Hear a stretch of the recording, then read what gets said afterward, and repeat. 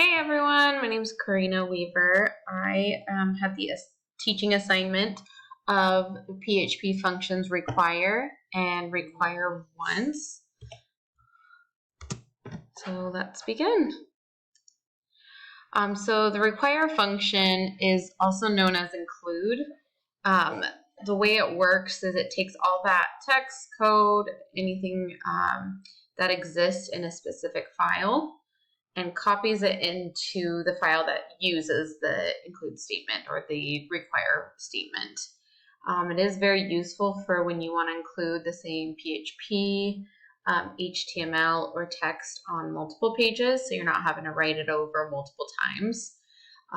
It uses require when the file is required by the application, as in its name, so it's pretty easy to remember that. But it does use the include when the file is not required, and the application should continue when the file is not found. And I'll go more into that in just a second. So this is the syntax. Just like any PHP, you'd put those less than, greater than arrows to encase it, that question mark, the PHP, and then include when you want to, like we said before, when you want to use the include to if it doesn't find the file, then it skips over it and keeps running.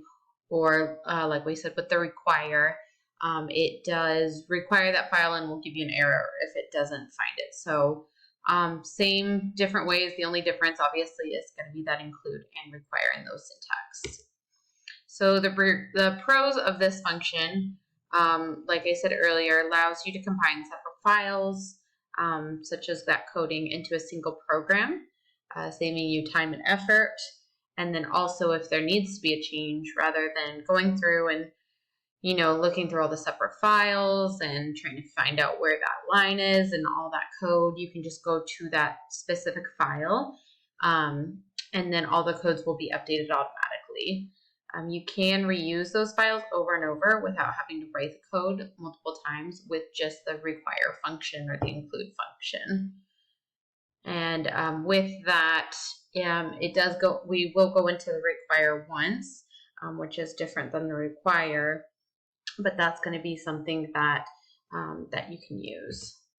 And then the different kind of errors that you'll see with the require versus the include errors, that's obviously the differences that we talked about earlier, where if we do have it required, obviously we see that it'll produce an error. So it'll be the E compile error, and it'll stop that script. So anywhere that you're in that, it will give you that error. So then it's better for you to do it this way, because then you can troubleshoot it if it's not able to find that file. So obviously it is going to be the case sensitive. So if you do miss an uppercase or anything like that in the file, when you are writing it out in the code, and you have that require, it will give you that error.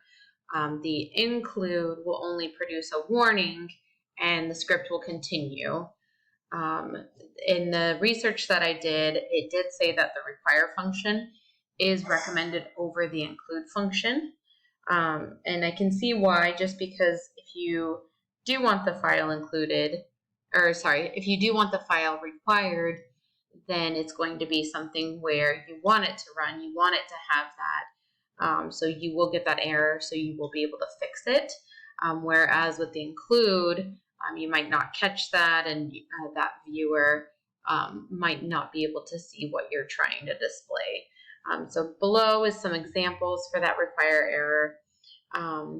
So, saying you require and it said no files exist, and then you echo that I have the red car, and then it won't be able to find that file. Pretty self-explanatory, but there is that difference between the require and the include. This is a little comic I found, just once again reiterating. Obviously the require is more strict about that, and it'll tell you right away, and it'll break down and crash if it's found. Includes more the easygoing one. He apologizes for the inconvenience with a little warning, but like I said, continues to run that Then there is the require once function. It's same way. It works the same way as the require function. The difference is that if the file was already included previously in the code, the statement will not include it again. The file will only be used once on a web page. You're thinking, why would I need this? That's what I was thinking. Why would you ever want that? What's the point in including it? Once again, it's something that you don't have to include that whole file directly into the code, so you are separating it, making it organized, but we'll go into that a little bit more. The syntax for that is going to be very similar to the require the require function. Sorry, I had to pause the video for a second, but the syntax, like I said, is require once, same way as the require and include function. So no difference there except for the underscore and the once added on. Oops. And so, like I said, why use the require function or require once function?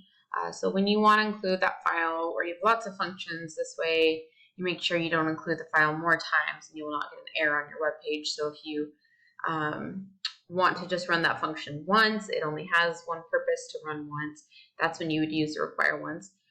The loading time and complexity of the web page is minimum. So same thing, when you only want to run it once and it's very complex, it does bring that loading time down. So you're not having longer loading times. And then when you're concerned about delivering the output along with the loading time, so same thing. And then these are the sources that I used to find all the information on that include versus require and the require once function.